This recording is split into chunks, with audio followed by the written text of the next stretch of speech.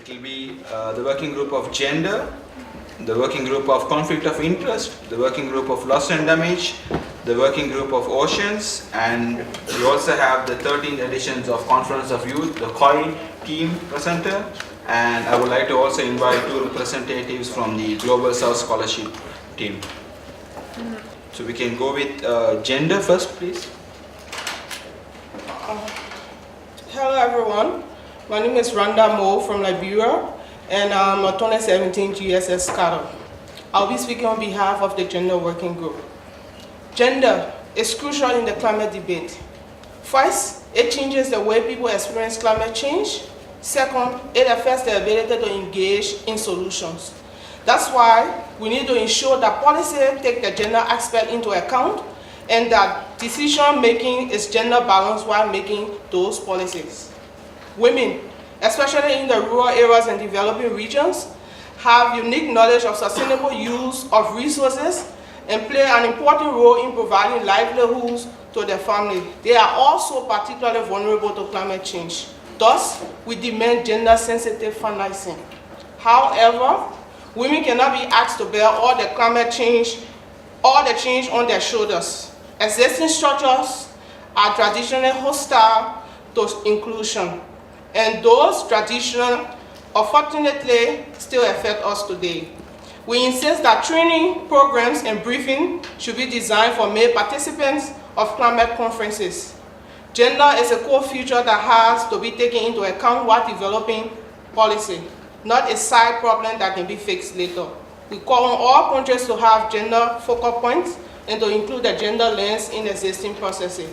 As a long-term goal, we envision a world without gender norms in a zero-emission environment where adapted to climate change. We, the Gender Working Group of YOUNGO, call on all parties within the UNFCCC to adopt a more ambitious gender action plan. Thank you. Thank you. And now I'd like to give the floor to the adaptation. Hi there everyone, my name is Kenneth. I just have my colleague who's on Skype who will be doing this press conference on behalf of adaptation. I would like to highly appreciate if you can do it, because there's going to be a lot of technical problems. Okay. So I would appreciate if you can do it. Okay. Cool. First of all, apologies for not being present in person at today's press conference. Me and many of my colleagues are not accredited to assess the Bula zone under the concept of one conference, two zones, which is not in line with the open, transparent, and inclusive climate negotiations we all committed to. It isn't just observers, but also many other groups that feel sidelined from the process. This political inequality is new. Further measures are urgently needed. Climate change impacts certain groups more than others. We want to highlight this inequitable distribution of destruction and call for adaptation efforts to include these groups in the solution. We also want to thank Fiji for their presidency and their focus on inclusive dialogue. Effective adaptation can only come from listening to and working alongside local communities. Special attention should be paid to capacity building to ensure that adaptation knowledge is not owned by the few, but instead spread as widely as possible through community agencies. Efforts need to be based on local potentials and opportunities, especially with regard to young people and vulnerable communities. Action for climate empowerment needs to be incorporated and strengthened in capacity building for climate adaptation. Furthermore, adaptation needs to be gender sensitive, which includes LGBTQ communities. And finally, we want to ensure that the youth voice is given due weight as we will inherit the earth. The Green Climate Fund, which is meant to collect $100 billion per year by 2020, is currently only at $57 billion. The Adaptation Working Group calls for the hitting of the target in a timely manner and increased ambition of the sufficient amount of funds with transparent process and greater accessibility. When discussing adaptation, forests cannot be left out. Forests plays a decisive role in mitigating the effects of climate change. Adaptation to climate change can be facilitated by strategic and sustainable forest management. To conclude, inclusive, community-focused adaptation measures are urgently needed. Also, meeting an increasing climate finance target with transparent and accessible process is critical. Finally, thank you for your patience and understanding about my inability to attend this press conference. Thank you. Thank you. I would like to now give the floor to the Conflict of Interest Working Group. Thank you, Saffran. I will talk about one topic that has been raised as a concern several times during the negotiations. It is an informal discussion happening since several years, but recently it was the first time officially in the UNFCCC documents. I will talk about conflicts of interest. It concerns the systemic problem that finds its roots well before the scope and that is very close to our heart. Some non-state actors with vested commercial or financial interests that are irreconcilably at odds with the objectives of the UNFCCC and the Paris Agreement are consistently and continuously using the observer status to hamper the negotiations and to promise false alternatives. This is not in line with the actions needed to reach the ambitious goals of the Paris Agreement. When the market model of a cooperation is the core of the climate crisis, the conflict of interest is too obvious and not acceptable. How can we expect to find solutions that carry the level of ambition that is needed to answer the actual urgency when they sit at the table? Solutions for this have been found in the UN system. There are clear and well-established international precedents around the world that pave the way for this, including other UN bodies. It needs to be addressed on the UNFCCC as well. As we are the generation that will have to deal with the accelerating impacts of the climate crisis and whose future is tightly linked to the outcome of these negotiations, we need to ensure that climate policy can be properly made by parties for their people, not by business for their shareholders. Progress is a long process. The system is not perfect and it might never be perfect. It is our duty to make sure that tomorrow's system is better than today's. Thank you. Thank you. And now I would like to give the floor to the Working Group of Mitigation. Thank you, Saffran. Bulaminaka. In Paris, a framework was created for mitigation action, but many important elements are still to be decided through the implementation guidelines. Excuse me. First is timeline. We urgently need accelerated short-term action, but we also called for long-term contributions, NDCs with quantified decarbonization targets for a 1.5 scenario, including a timeline to phase out fossil fuels. The second is structure. On one hand, we see a risk of very flexible guidelines allowing parties to set unfair NDCs regarding historic responsibilities and current capabilities. On the other hand, very strict guidelines could limit the variety of actions from parties. Also, these guidelines should account for multi-year carbon budgets and address adaptation and finance at least. Additionally, the formulation of NDCs needs to be participative to strengthen the transparency and accountability of climate action.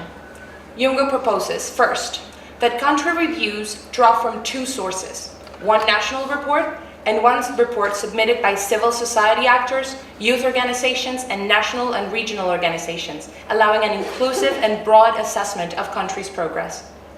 Second, setting up a platform to show the content of NDCs in an interactive and understandable way, not to assess collective progress or to compare parties among each other, but to communicate to youth and civil society how each party has progressed concerning its own pledge.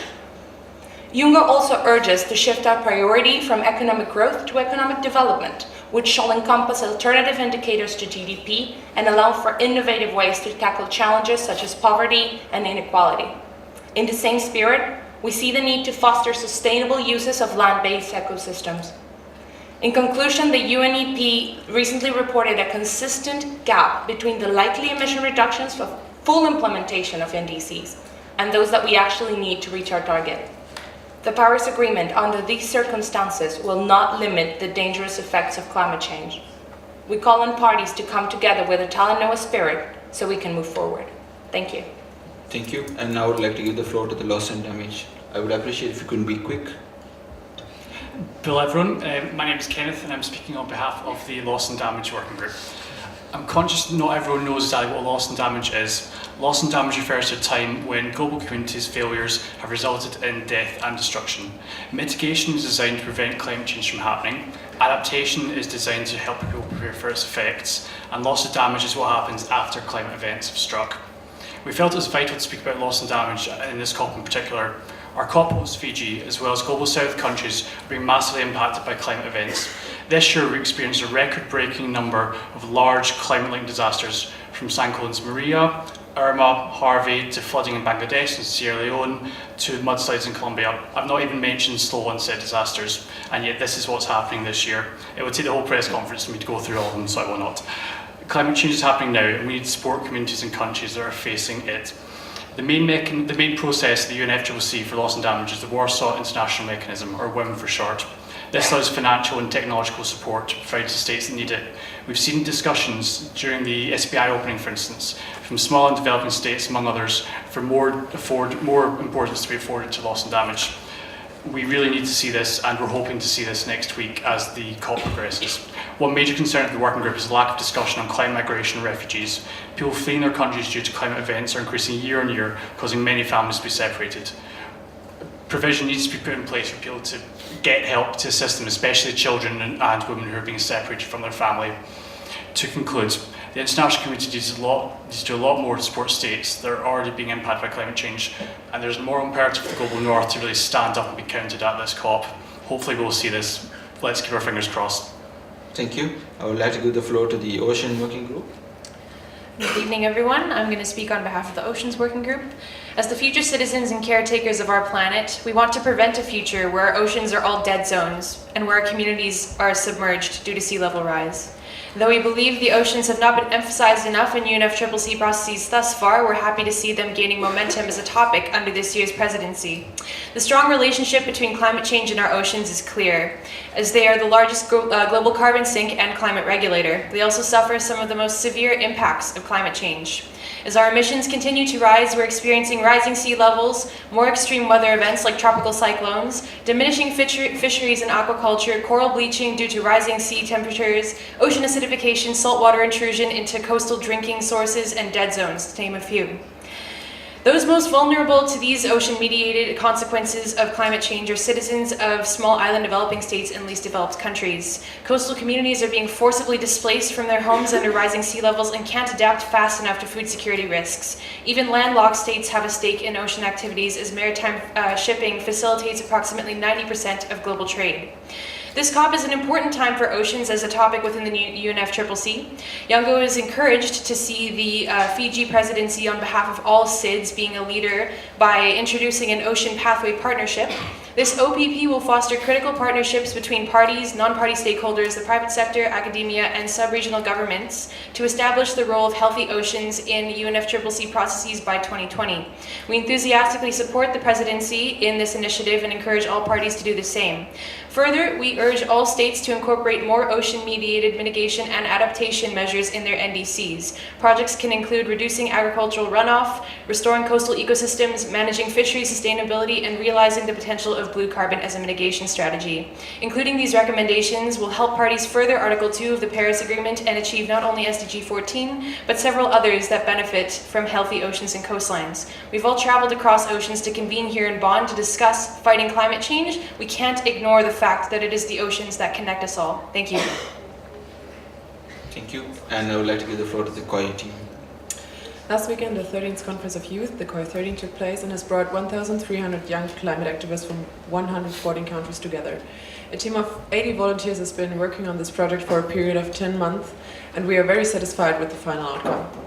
The aim of the 3-day conference was to empower and strengthen young individuals and youth movements to take responsibility for acting against climate change. It was also a key event for YOUNGO members to prepare their work for COP23. We had around 200 program contributions among presentations, workshops, performances, and even more. Just as the Fijian COP23 presidency, COI 13 has also emphasized the perspective of small island states and the Pacific region. Together with our team members from Fiji, we chose the slogan for the conference to be Talanoa Manda, Youth Accelerating Climate Action. In Talanoa sessions, participants from the different regions of the world addressed the burning issues regarding climate change they are facing, possible solutions and the key priorities they see for the leaders who negotiate at COP23. We actually managed to create what is meant when we talk about the Talanoa spirit. The sessions fostered an environment of deep listening, of giving respect to all the voices in the room with the honest intention to understand the diverse perspectives. This exchange reminded the participants of the common ground we all share as young climate activists, as people. As COI13, we hope that the very same spirit of Talanoa that we experienced will be carried over into the negotiations of COP23. Through unconstrained mutual storytelling, this process would build up empathy and can foster decision-making for the collective good. Thank you. Thank you, and I would like to give a round of applause to all the working groups.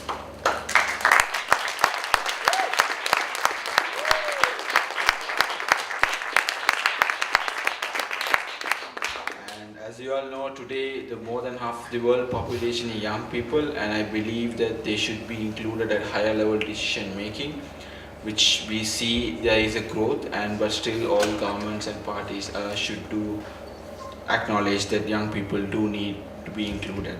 And once again, thank you very much for being to the YOUNGO's press conference, the first press conference for the first week, and we'll be having our second one during the second week of the COP, and I hope you all will join the second press conference as well. Thank you very much.